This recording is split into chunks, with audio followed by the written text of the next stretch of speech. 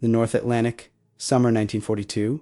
Ice fragments drift through water so cold it kills in minutes. Somewhere in this vast darkness, 7 German submarines prowl in a coordinated wolf pack, hunting the scattered remnants of Convoy PQ-17. The convoy's destruction represents one of the war's most catastrophic merchant marine disasters. 24 ships lost, carrying tanks, aircraft, and ammunition, desperately needed on the Eastern Front. The U-boats circle their prey methodically, professionally. They have every tactical advantage. Then something appears that shouldn't exist. A lone aircraft, a Catalina flying boat, descends through the Arctic twilight. Its pilot has been ordered multiple times to maintain altitude, to observe and report only. Standing orders from Coastal Command are explicit. Reconnaissance aircraft do not engage submarines. The risk calculation is simple. Lose an observer aircraft. Lose eyes over thousands of square miles of ocean. But this pilot, watching merchantmen die below, makes a different calculation. Over the next 7 days, this single aircraft and its crew will destroy or critically damage 7 U-boats, violating every doctrine, defying every probability, and forcing a complete revision of anti-submarine warfare tactics. The question isn't just how they did it. The question is why their superiors tried so desperately to stop them and why they were ultimately proven right to disobey. The Catalina PBY wasn't designed for what was about to happen. Consolidated Aircraft built it as a patrol bomber, emphasis on patrol, range 2,400 miles, endurance up to 20 hours in the air, crew typically 8 men in a metal tube that vibrated like a tuning fork. The aircraft carried depth charges?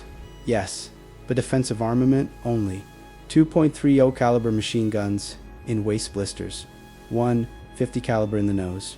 Nothing that suggested offensive capability against the surfaced submarine with deck guns. The flying boat's advantage was persistence. While land-based bombers operated on tight fuel margins, the Catalina could loiter, wait, watch. Its Pratt & Whitney radial engines 1,200 horsepower each burn fuel efficiently at low altitude. This made it perfect for convoy escort and submarine spotting attack runs that required different mathematics entirely.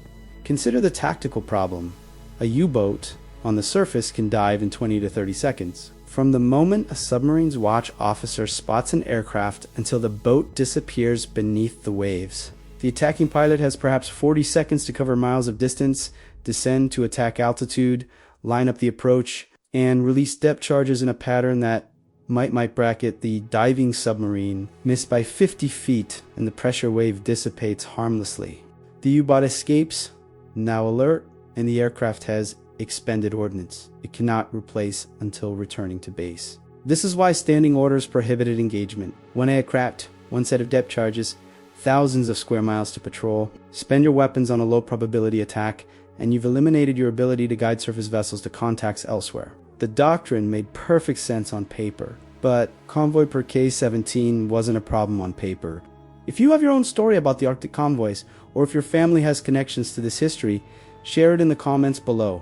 These personal accounts keep history alive. Don't forget to like, subscribe, and hit the notification bell so you don't miss our next deep dive into untold chapters of history. The convoy had sailed from Iceland on June 27, 1942, 36 merchant ships, carrying 297 aircraft, 594 tanks, and over 4,000 other vehicles destined for Soviet forces. The Germans knew it was coming. Reconnaissance flights tracked the convoy's progress. U-boats repositioned, surface raiders waited in Norwegian fuel, and looming over everything, the battleship Tirpitz sister ship to the legendary Bismarck represented a threat so severe that merely existing in port could paralyze Allied planning. On July 4, British Admiralty, fearing Tirpitz's sortie, made a catastrophic decision: scatter the convoy. The protective destroyer screen withdrew. 36 merchant vessels, now alone, dispersed across the Arctic Ocean with orders to proceed independently to Soviet ports. For the U-boats, it was a feast. For the merchantmen, it was a death sentence delivered by their own command. The Catalina crew watched it unfold, hour after hour. Radio transmissions, ships torpedoed, ships abandoned, survivors in lifeboats drifting into ice fields. The aircraft couldn't carry enough depth charges to matter, couldn't sink enough submarines to change the outcome. Following doctrine meant watching men die while maintaining the theoretical capacity to report more deaths elsewhere. The crew made their choice. The first attack came at extreme range from base. Fuel calculations were already critical. They'd need to return with minimum reserves. The U-boat was caught, surfaced, charging batteries. The submarine's watch officer spotted the Catalina at 4,000 yards. Klaxon. Crew tumbling through hatches, 30 seconds to dive. The Catalina pilot pushed the nose down, building speed, trading altitude for velocity, wind screaming through every unsealed gap in the hull. The bombardier lying prone in the nose called corrections. Left ... left ... steady ... The flying boat was never meant for this kind of maneuvering at this altitude. Metal groaned. The airspeed indicator climbed past release at 50 feet for depth charges, Mark 8 pattern. Each charge, 300 pounds of TNT pressure fuse set for 50 feet depth. The U-boat's conning tower vanished beneath the surface just as the charges hit water. The Catalina hauled up, engines screaming, airframe shuddering behind them. 4 columns of white water erupted. 60 seconds of silence. Then oil, dark, thick, spreading. Debris surfacing wood, fragments, fabric, paper. The U-boat had been deep enough that the hull might have survived. But the pressure wave at that depth, in that pattern, would have shattered instruments. Ruptured seals, maybe fractured welds. If the submarine survived, it was running for port, not hunting convoys. One down. The Catalina turned north, hunting. The next engagement happened 14 hours later. The crew had returned to base, rearmed, launched again before dawn. Sleep deprivation was already setting in these missions, ran 80-20 hours. Coffee and adrenaline. The second U-boat was stalking a lone freighter. The submarine commander, confident in his position, remained surface to U-speed. Mistake. This time, the Catalina approached from the sun. By the time the U-boat's watch spotted the aircraft, the range was under 2,000 yards in Uchimi to dive. The submarine's deck gun crew scrambled to battle stations instead. 88mm gun versus a flying boat's skin thin enough to punch through with a screwdriver. The tactical insanity of what was happening didn't reduce its effectiveness. The German gun crew got 2 rounds off. One missed wide. One punched through the Catalina's wing, missing fuel tanks by feet. Then the depth charges fell. The U-boat commander tried to turn, presenting minimum profile. Rongchusa kept his boat in the blast radius longer. 2 charges detonated directly beneath the hull. The submarine's pressure hull buckled. Not catastrophic, not immediately fatal, but catastrophic enough. The U-boat surfaced involuntarily, blowing tanks, wallowing. The Catalina's waist gunners opened fire, raking the conning tower, not to sink the submarine. 30 caliber rounds couldn't penetrate a pressure hull but to keep the deck gun crew from the U-boat managed to get under control, submerge again, but it was done. Damaged rudder, flooding in the aft compartment, compressed air system compromised. That boat was heading home or dying trying. 2 down. If you've researched these Arctic convoy battles, or if someone in your family served in Coastal Command, share what you've learned in the comments. These stories preserve details that never made it into official records. And if you're finding value in this deep dive, hit that subscribe button. We're uncovering more of these forgotten tactical gambles that changed the war. Coastal Command received the contact reports and responded with fury. The Catalina crew was ordered to cease offensive operations immediately, return to patrol protocol. Observe and report only. Engage only in sub. The radioed orders came with unmistakable command. Emphasis: this was not a suggestion. The crew acknowledged the transmission. Then they kept hunting. Understanding their decision requires understanding what they were seeing. Merchant sailors, many of them British, American, Polish, Dutch, clinging to wreckage in water cold enough to kill in 3 minutes. Lifeboats drifting toward ice packs. Ships burning, ammunition cooking off. Men jumping into the sea, knowing they were choosing their method of death, not avoiding it. The Catalina couldn't rescue them. The flying boat couldn't even land in these seas. Pack ice and swells made water landing suicidal. But they could hunt the submarines, killing them. The third engagement was the ugliest. The U-boat spotted the Catalina first and chose to fight on the surface. The submarine commander calculated correctly that the flying boat's offensive armament couldn't seriously damage his pressure hull. His deck gun could destroy the aircraft. If he could force the Catalina to withdraw, he could continue his attack on the freighter he'd been stalking. The U-boat's 88mm gun had range and hitting power. The Catalina's .50 caliber nose gun had rate of fire and the element of aggressive insanity. The flying boat came in low, straight, directly into the U-boat's firing solution. The German gun crew landed a hit on the first shot explosive round through the Catalina's port engine, cowling. The Pratt & Whitney radial engine, built to take punishment, kept running on 11 cylinders. Metal fragments peppered the cockpit. The co-pilot took shrapnel in the shoulder. The Catalina didn't deviate. The bombardier released at minimum safe distance so close that the blast nearly caught the aircraft. The depth charges walked directly across the U-boat's track. The submarine tried to crash dive, too late. The detonation caught it at 15 feet depth. The pressure wave crushed the conning tower, shattered the periscope housing, buckled deck plates. The U-boat surfaced again, dead in the water, crew evacuating, abandoning ship. The Catalina circled once, photographing the sinking submarine, then turned for base. One engine damaged, fuel krichkau, a wounded crew member needing medical attention. They made it back with 10 minutes of fuel remaining, 3 down. And Coastal Command was preparing courts martial. The military friction was genuine. The Catalina crew wasn't cowboy freelancing. They understood doctrine and its purposes. But they also understood something their commanders, operating from distant headquarters, couldn't directly see. This was an exceptional circumstance. PQ-17's destruction represented not just a tactical disaster, but a strategic catastrophe. Every tank, every aircraft, every vehicle lost meant Soviet forces fighting without support, meant German forces freed to fight elsewhere. The calculus of losing one reconnaissance aircraft versus crippling multiple submarines shifted when the alternative was watching annihilation unfold unopposed. Still, the order stood. The crew was grounded pending investigation. Different aircraft, different crews took over the patrol sectors, and the U-boats continued hunting. For 3 days, Convoy PQ-17 survivors scattered and died. Then Coastal Command reviewed the photography from the Catalina's engagements. Confirmed kills, confirmed damage, and something else became apparent in the contact reports. After the third attack, U-boat behavior in that sector changed. Submarines that had been operating brazenly on the surface began diving at maximum range when aircraft appeared. Pack coordination deteriorated. The Wolf Pack wasn't broken, but it was disrupted. The decision came from higher up the chain than Coastal Command. Put the crew back in the air. Modified orders.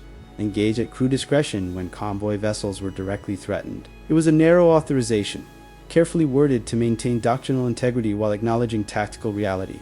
The crew launched within hours. If your family has stories about submarine warfare from either side of this conflict, those accounts matter. The human dimension of these technical battles is what keeps the history real.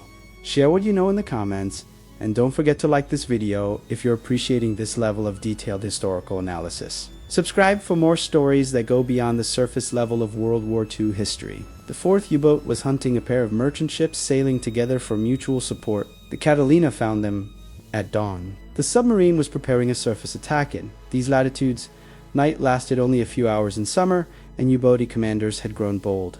The flying boat approached from optimal angle, sun behind them, altitude calculated precisely. This time there was no gun battle, no dramatic maneuvering, just professional execution of an attack profile refined through 3 previous engagements. The depth charges fell in perfect pattern. The U-boat dove, but the charges were already in the water, sinking to detonation depths. The pattern straddled the submarine's length. The concussion didn't rupture. The pressure hull U-boats were built to withstand tremendous pressure, but it didn't need to. The shockwave traveled through the hull's metal structure, shattering gauges, cracking welds, rupturing hydraulic lines. The submarine surfaced involuntarily, its depth control compromised. The Catalina photographed the stricken submarine and radioed coordinates to surface vessels. The U-boat managed to limp away, but it never completed another patrol. Months later, intelligence would confirm the submarine had been in dock repair for the remainder of 1942. 4 down, the 5th and 6th engagements happened within 20 hours of each other. By now, the Catalina's tactics had evolved into doctrine: approach from sun or cloud cover when possible, maintain attack speed regardless of defensive fire, release depth charges at the latest safe moment. The repetition made it sound routine. It was never routine. The 5th U-boat fought back with everything it had: deck gun, anti-aircraft, weapons, evasive maneuvering. The submarine commander was experienced, aggressive, and nearly succeeded in shooting down the Catalina. 2 hits on the airframe, one through the tail section that missed the rudder controls by inches. The flying boat's waist gunner was hit by shell fragments not life-threatening, but painful and bloody. The Catalina's attack run happened anyway. The depth charges detonated close enough that the submarine's entire aft section flooded. The U-boats surfaced, listed, and began settling by the stern. The crew didn't photograph this sinking. They were already turning for the next contact. The 6th U-boat was caught recharging batteries, stationary, a sitting target. Should have been the easiest engagement. It was almost the last. The submarine's watch officer spotted the Catalina at maximum range and made the optimal decision: remain surfaced, present minimum target profile, and use the deck gun. The first shot hit the ocean 50 yards ahead of the flying boat. The second shot hit the Catalina's port wing, destroying the aileron. The aircraft was now barely controllable. The pilot fought the controls, compensating with rudder and throttle, keeping the nose lined up on target. The bombardier, watching the U-boat grow larger in his sight, realized they were coming in too fast, too low. He released. Anyway, the depth charge pattern was a regolata charges hit close to hit at distance. The near charges detonated beneath the U-boat's bow. The submarine's pressure hull held, but the blast bent the bow planes, damaged the forward torpedo tubes, and critically destroyed the submarine's trim system. The U-boat could no longer maintain controlled depth. It could surface or it could sink to crush depth. The commander chose survival, surfaced, and radioed for assistance. The submarine was recovered by German surface vessels, but it never returned to combat operations. 6 down. The Catalina made it back to base on 1 engine and prayers. The damage assessment was sobering. Wing structure compromised, aileron destroyed. Fuselage peppered with holes. 1 engine unreliable. The aircraft was grounded for repairs. The crew was grounded for exhaustion. They'd flown nearly 140 hours in 11 days, most of it in hostile airspace under constant threat. Sleep deprivation, stress, the cumulative weight of repeated combat command determined they needed rest. The crew argued for one more mission. There were still U-boats, still merchantmen dying, still a window of vulnerability while the Wolfpack was disrupted. Command refused. The crew was done. Then intelligence reported a final contact, a U-boat damaged, attempting to transit back to port in Norway. The submarine's route would take it through patrol sectors where no other aircraft were currently operating. If it might port, it would be repaired. If it was intercepted now, while damaged and vulnerable, it could be destroyed. Command looked at available aircraft, looked at available crews, made the calculation: 1 more mission.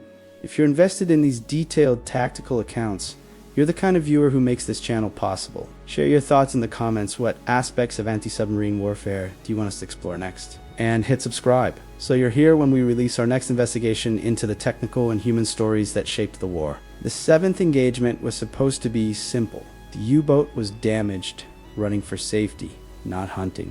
Intelligence suggested its deck gun was an imperative, surface speed reduced. It should have been a textbook intercept. It wasn't. The submarine's damage was real, but its deck gun was functional, and its commander, knowing he was being hunted, had prepared an ambush. The U-boat ran at night, submerged during the day, tracked by sonar contacts from distant vessels. When the Catalina appeared at dawn, the submarine was surfaced, waiting, positioned with the sun behind it and the flying boat silhouetted against the brightening sky. The deck gun opened fire at maximum range. The first 2 shots missed. The 3rd shot hit the Catalina's tail, destroying the vertical stabilizer. The aircraft entered an uncontrolled spin. The pilot, fighting controls that no longer responded properly, managed to convert the spin into a steep dive, trading control for airspeed, trading altitude for time. The bombardier, barely conscious from the G-forces, released the depth charges while the aircraft was still diving. It was the single most irregular attack profile of the entire series, and it worked. The depth charges, released from steep angle at high speed, entered the water not in a neat pattern but in a scattered spread. Pure chance put 2 charges directly in the U-boat's path. The submarine tried to dive. The charges detonated at 15 feet depth just as the U-boat passed between them. The pressure wave, converging from 2 directions simultaneously, compressed the submarine's pressure hull past its tolerance. Rivets popped, welds cracked. The hull didn't catastrophically fill, didn't implode, but it didn't need to. Water poured through a dozen breaches. The U-boat surfaced, flooding, sinking slowly. The Catalina didn't see the kill. The aircraft was fighting for its own survival. The damaged tail made controlled flight nearly impossible. The pilot couldn't maintain altitude, couldn't navigate properly, could barely keep the wings level. They were going down. The crew prepared for ditching in Arctic waters, in hostile territory. With multiple wounds among the crew, the navigator calculated they might make it close enough to Allied controlled waters that a rescue was possible. Maybe. The Pratt and Whitney engines. Those remarkable radials that had taken damage and kept running through 7 engagements ran for 2 more hours. The pilot found a stretch of relatively calm water. The Catalina hit hard-flying boats were designed for water landing, but not with destroyed tail sections and damaged controls. The impact broke the hull amid. The aircraft began sinking immediately. The crew evacuated in 90 seconds. Inflated life, RAF, emergency supplies. One hand-cranked radio. Then they watched their aircraft, the one that had hunted 7 U-boats across the Arctic Ocean, slip beneath the surface and disappear. They were picked up 16 hours later by a British destroyer. All crew members survived. 2 required hospitalization. The rest were back on flight status within a week, assigned to different aircraft, different missions. The war continued. The impact of those 7 engagements rippled far beyond the immediate tactical results. German U-boat command, analyzing the pattern, issued new directives. Submarines operating in the Arctic patrol sectors were to remain submerged when any aircraft contact was made, regardless of aircraft type. The aggressive surface operations that had made Wolfpack tactics so effective were curtailed. U-boats were forced into more cautious, time-consuming approaches. This meant fewer torpedoes fired, fewer ships sunk, more convoys reaching Soviet ports. The strategic equation shifted, not dramatically, but measurably. And it began with one crew's decision to engage when doctrine said observe. Coastal Command didn't court-martial the crew. Instead, quietly, the engagement protocols were revised. Aircraft commanders were given greater tactical discretion in exceptional circumstances. The definition of exceptional was carefully left somewhat vague and recognized that tactical flexibility required trust in crew judgment. The balance between doctrine and adaptation shifted slightly in favor of adaptation. The deeper question persists. Were they right to disobey? Military discipline exists for profound reasons. Orders maintain coordination, prevent chaos, ensure that individual actions serve strategic goals. A military force where every crew makes independent decisions based on local conditions isn't a military force, it's an armed mob. The Catalina crew understood this. They weren't rebels. They were professionals making a calculated judgment that this specific circumstance justified deviation. The counterargument is equally compelling. What if they'd been wrong? What if the depth charges expended on those attacks were needed elsewhere? What if the aircraft had been lost earlier in the engagement series, removing reconnaissance capability from thousands of square miles of ocean? What if other crews, seeing their example, began engaging in lower probability attacks, degrading overall patrol effectiveness? These aren't hypothetical concerns. Military history is filled with examples of tactical initiative leading to disaster. The difference between heroic adaptation and catastrophic freelancing is often just outcome involves luck alongside skill. If you have thoughts on this balance between following doctrine and tactical innovation, share them in the comments. Military history is full of these judgment calls, and understanding them helps us understand the impossible decisions people faced. Hit the like button if this analysis resonates, and subscribe for more deep dives into the decisions that shaped World War II's outcome. Consider the broader context of anti-submarine warfare. In 1942, the Allies were losing the Battle of the Atlantic. U-boats were sinking merchant ships faster than replacements could be built. Convoy system was breaking down under Wolfpack tactics. The technological solutions improved radar, better depth charges. Escort carriers were still months away from deployment. In this environment, any tactic that disrupted U-boat operations had strategic value disproportionate to its immediate results. The Catalina crew's engagements didn't sink. 7 U-boats confirmed kills were 3, with 4 damaged severely enough to abort patrols and return to port. But the psychological impact on U-boat commanders was significant. Suddenly, aircraft that had been mere spotters were direct threats. The calculus of surface operations changed. Risk assessment shifted. This matters because submarine warfare is fundamentally about statistics and probabilities. A U-boat commander making 1,000 tactical decisions per patrol wind to surface. When to dive, when to attack, when to evade relies on probability calculations. If aircraft mean only observation risk, the commander accepts surface operations. If aircraft mean attack risk, the calculus changes. Suddenly, every aircraft contact means diving, means delay, means opportunity cost. The mathematics of submarine operations are brutal. A U-boat's effectiveness depends on being in position when targets appear. Time spent diving, evading, running, submerged on battery power rather than surfaced on diesel, all of this degrades hunting effectiveness. The Catalina's attacks didn't need to sink every U-boat. They needed to make U-boats' commanders cautious. They succeeded. The engineering implications were equally significant. Depth charge technology in 1942 was crude by later standards. Mark 8 depth charges used pressure fuses and TNT explosive. The blast effect was simple: physics pressure wave traveling through water, seeking to crush the submarine's pressure hull. But U-boats were built to withstand tremendous pressure.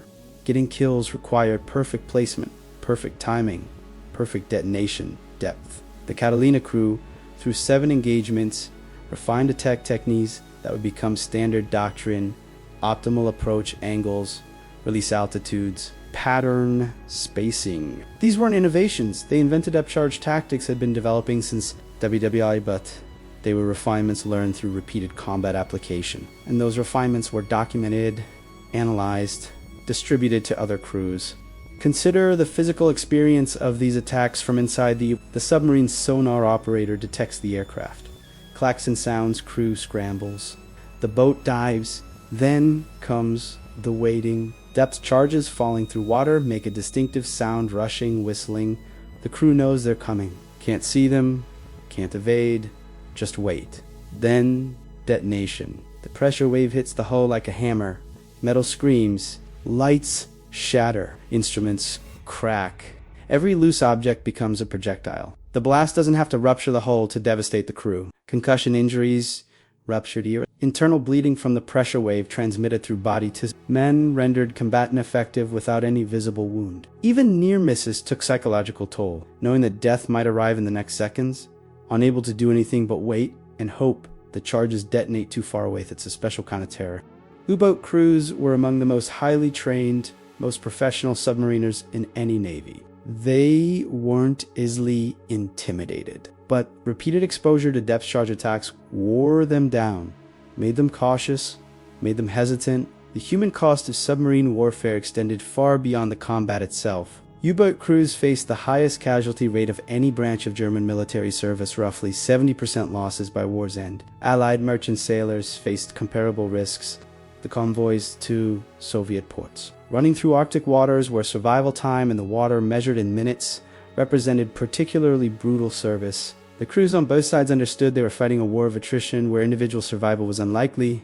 They fought anyway. Not from ideology, most sailors weren't ideologues, but from duty, from loyalty to crew, from the simple grinding necessity of completing the mission. The Catalina crew watched the merchantmen die. The U-boat crews hunted those ships knowing Allied aircraft hunted them. Everyone understood the mathematics. Everyone accepted them. The war continued. If your family's history intersects with the Battle of the Atlantic or Arctic convoy operations, please share those stories in the comments. These personal accounts add crucial human dimension to the tactical analysis. And if you're finding this deep dive valuable, subscribe to ensure you catch our upcoming episodes exploring other turning points in submarine warfare. The technical aftermath of the 7 engagements drove evolution in both aircraft armament and submarine defensive systems. Coastal Command began experimenting with heavier depth charges with improved fusing systems, with tactics designed specifically for lone aircraft engaging surface submarines.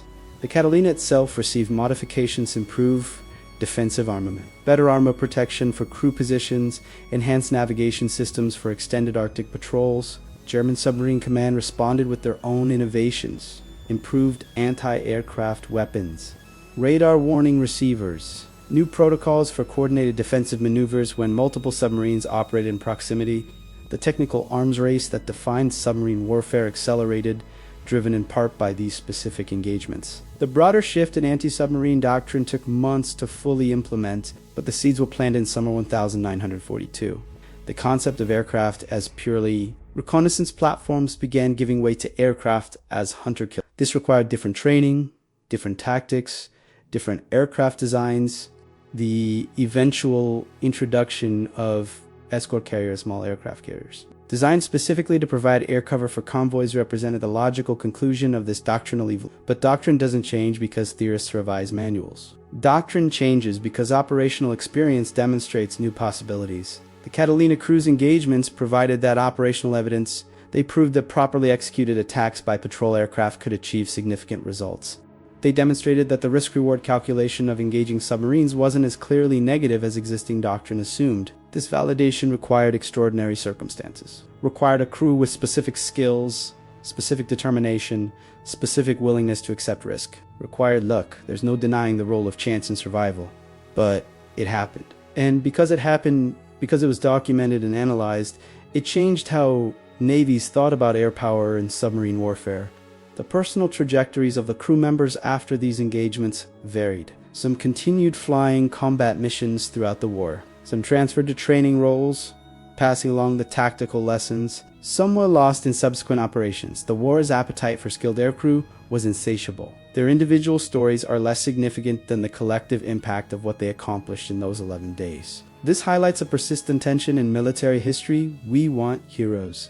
We want narratives with clear protagonists. But warfare, particularly at this technical and tactical level, is rarely about individuals. It's about systems, doctrines, technologies, and the thousands of personnel who execute them. The Catalina crew's achievement matters, not because they were exceptional individuals though, they were skilled and brave, but because they demonstrated what was systemically possible under specific conditions.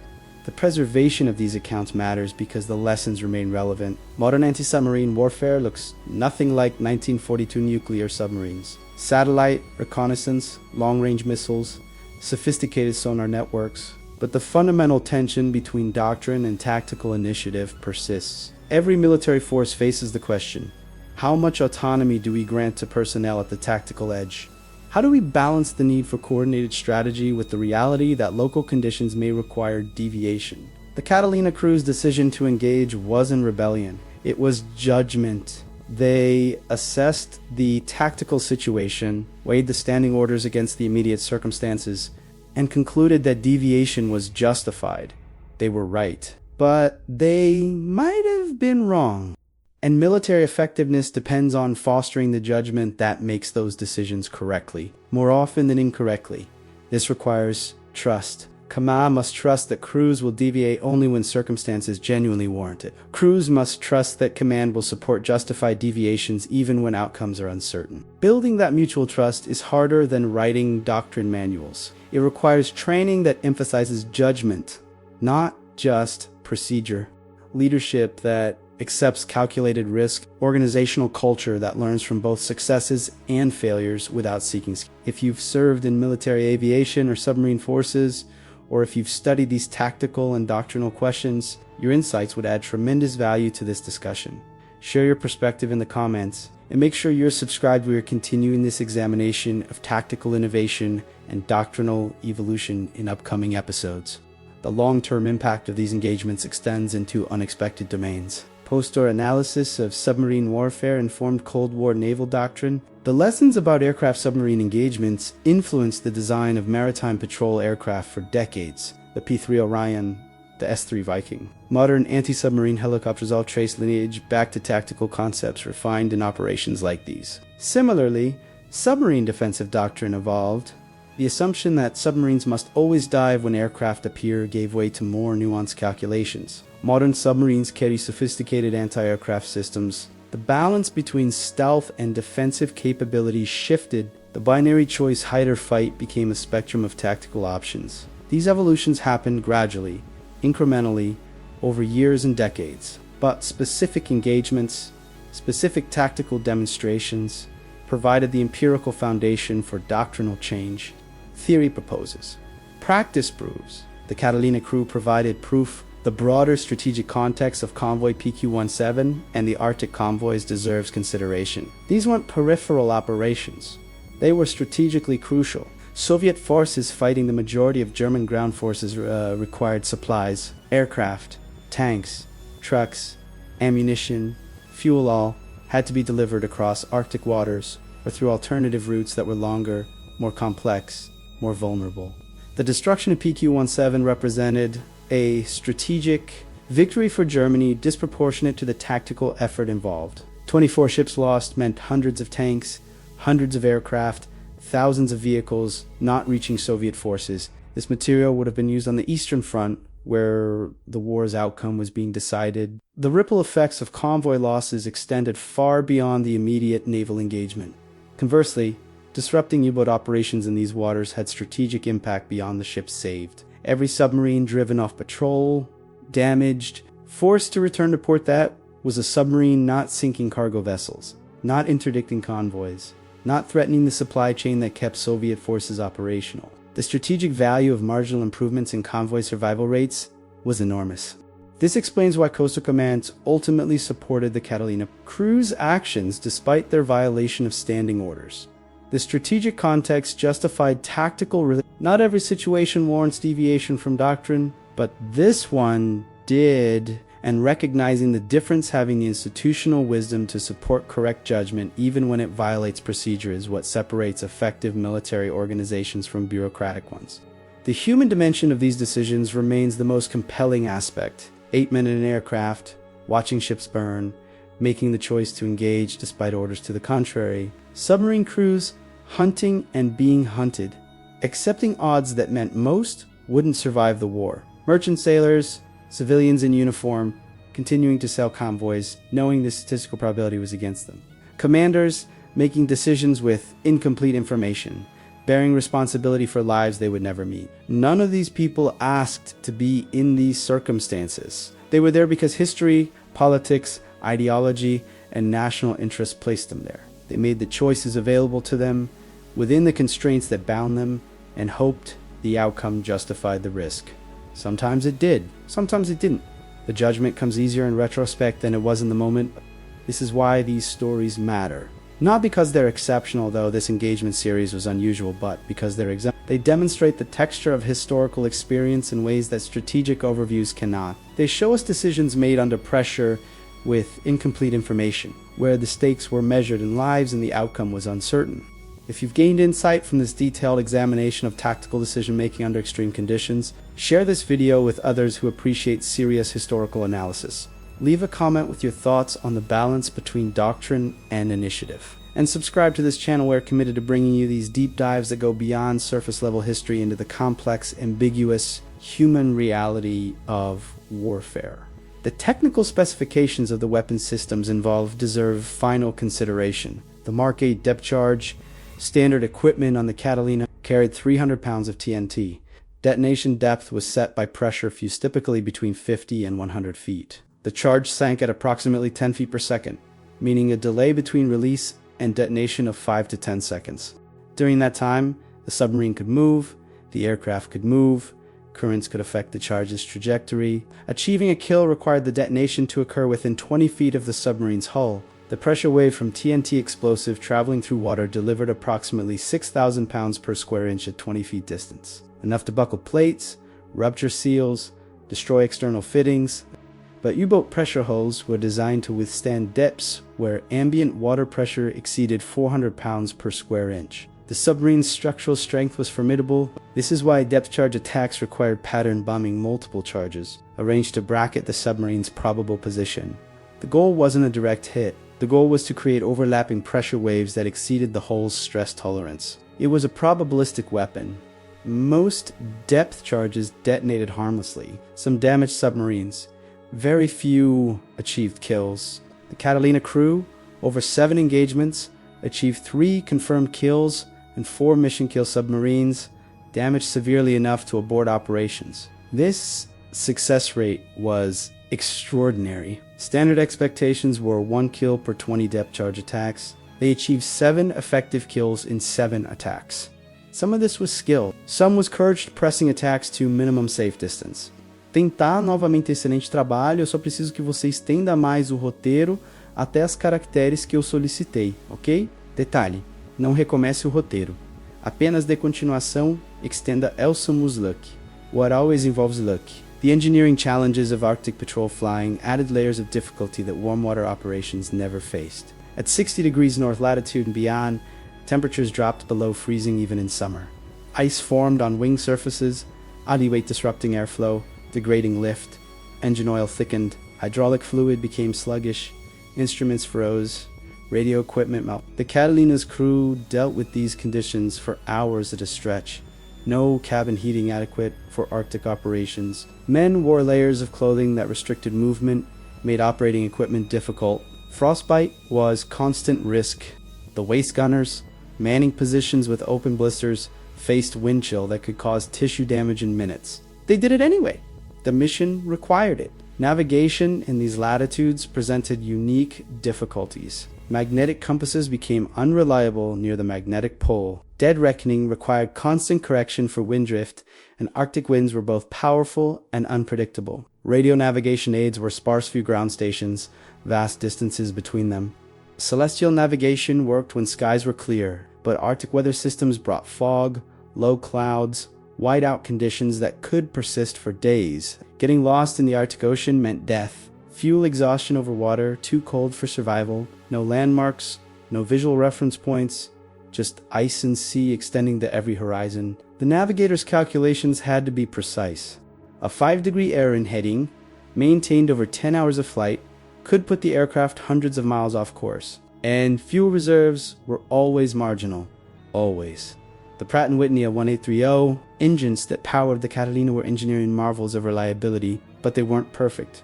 Oil leaks, cylinder head cracks, magneto failures, spark plug fouling. Every mechanical system eventually fails. The question is, when aircraft operating at extreme range over hostile waters in Arctic conditions needed engines that would run for 20 hours straight without maintenance. Usually they did, sometimes they didn't. Engine failure over the Arctic Ocean meant attempting to reach base on one engine pullable margin allure, ditching a flying boat in Arctic waters. Even when the ditching itself was survivable, meant crew survival time measured in minutes, unless rescue was immediate. The calculations were brutal. Flight crews understood them intimately. They flew anyway. The psychological weight of repeated combat operations accumulates in ways that aren't always visible. After the first engagement, adrenaline. After the second, fatigue begins. By the 5th, 6th, 7th attack, crews are operating on reserves they didn't know they had. Sleep deprivation degrades judgment. Stress compounds. Fear, pushed down and ignored during the mission, resurfaces during brief rest periods. Some crews broke under the strain. Some adapted. Some discovered capacities they never suspected they possessed. The Catalina crew that flew these 7 engagements fell into the 3rd category. But their success shouldn't obscure the reality that many crews, equally skilled and brave, didn't survive their first combat engagement. The difference between survival and death in aerial combat often came down to factors outside anyone's control. Equipment malfunction at the wrong moment. Enemy fire that hit critical systems versus not. Whether that provided concealment versus whether that exposed you. Luck matters. Always, if you're still engaged with this level of detailed analysis, you're exactly the audience we create this content for. Drop a comment about which aspects of World War II aviation or naval warfare you'd like us to explore next. Your input directly shapes our upcoming content. Hit that like button to help the algorithm show this to other serious history enthusiasts, and make sure you're subscribed with notifications on so you catch every episode. The intelligence picture surrounding submarine operations in 1942 was fragmentary and incomplete. Allied code-breaking efforts later, famous as Ultrawar, making progress on German naval codes. But coverage was inconsistent. Some U-boat communications were readable, some weren't. Intelligence provided general patterns but rarely specific submarine locations. This meant that finding U-boats remained primarily a matter of search and persistence. The Catalina's role in this intelligence ecosystem was crucial. Aircraft could cover vast ocean areas that surface vessels couldn't patrol effectively.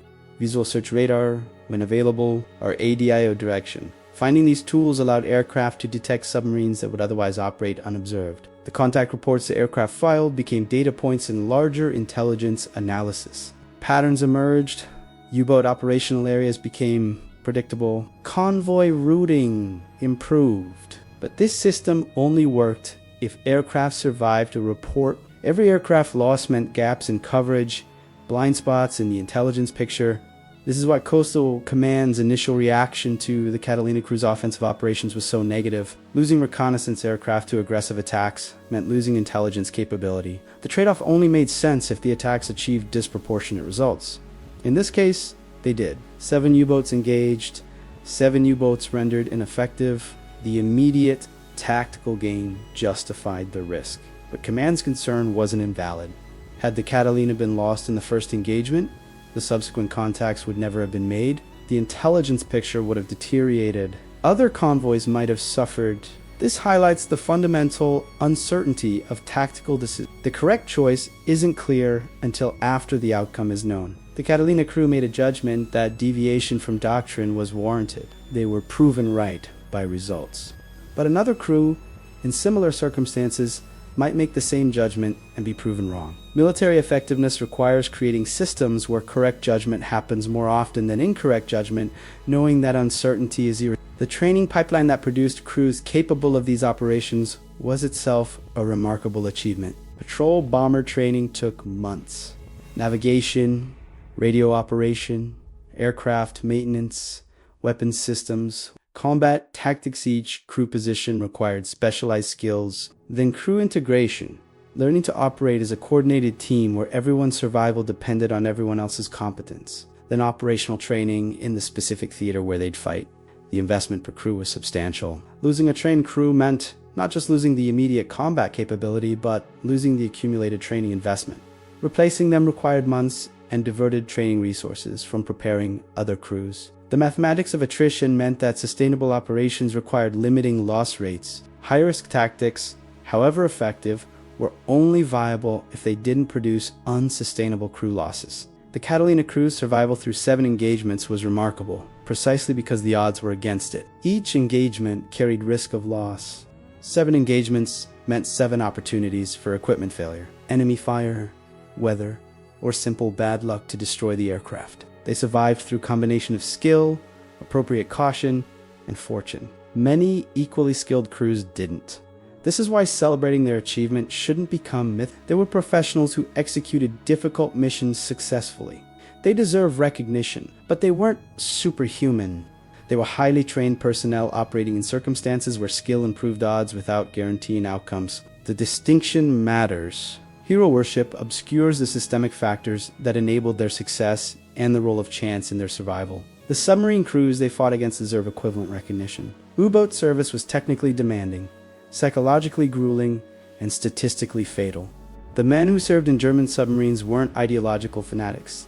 They were professional sailors, often from merchant marine backgrounds, conscripted or volunteered in a military service. They executed their missions with skill and courage, facing odds that worsened steadily as the war progressed. By 1942, Allied anti-submarine capabilities were improving while U-boat losses were mounting. Submarine commanders knew these statistics, knew that odds of surviving a full tour of duty were declining.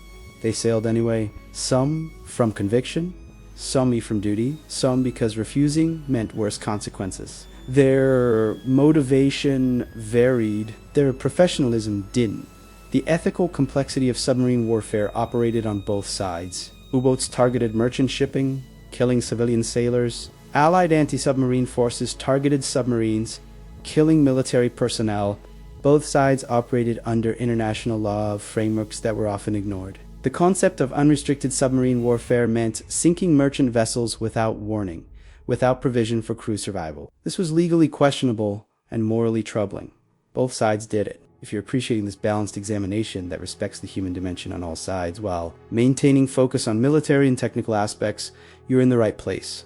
Share your perspective in the comments, especially if you have family history that connects to these events, and subscribe so you're here for our next deep dive into the complex realities of World War II combat operations. The aftermath of these engagements continued to ripple through Coastal Command operations for months. Other crews studied the contact reports, analyzed the tactics, attempted to replicate the success.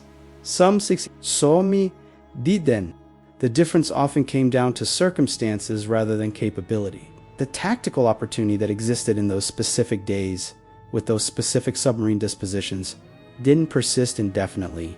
U-boat command adapted. Submarines in Arctic patrol sectors received reinforced anti-aircraft armament. Operational protocols emphasized diving at first sign of aircraft contact rather than attempting surface combat.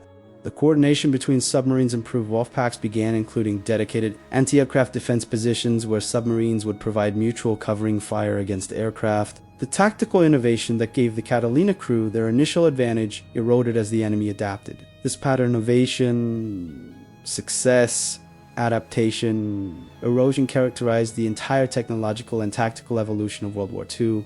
Every advantage was temporary. Every successful tactic generated countermeasures.